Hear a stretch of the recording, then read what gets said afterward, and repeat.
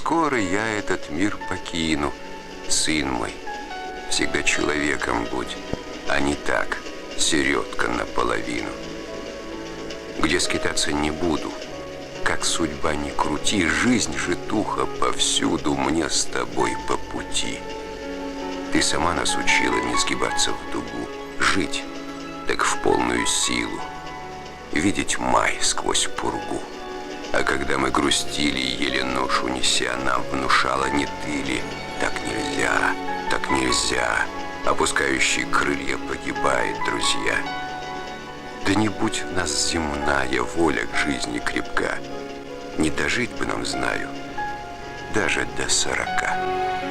Он всю жизнь думал, говорил о поэзии. Никогда не жаловался на свою судьбу. Вот тогда я удивился, это был для меня тоже урок на всю жизнь. Человек вернулся из долгого заключения, и вдруг он говорит, не об этом говорите. И он возвышался над собственной биографией, он возвышался над собственной судьбой, он возвышался даже над временем, ибо он был творцом. Как биться сердцу? Громче, глуше?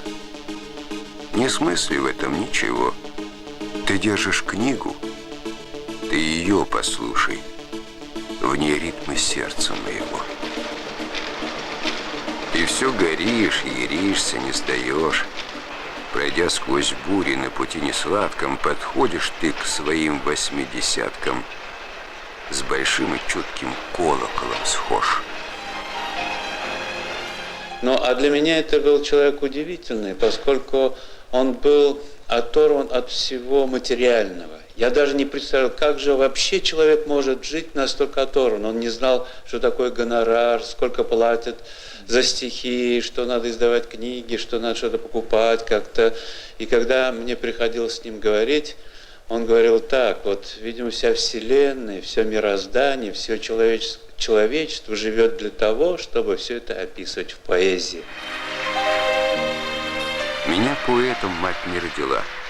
Мой стих — итог пережитого. Всех предков горести, надежды и дела в душе моей живут и просят слова.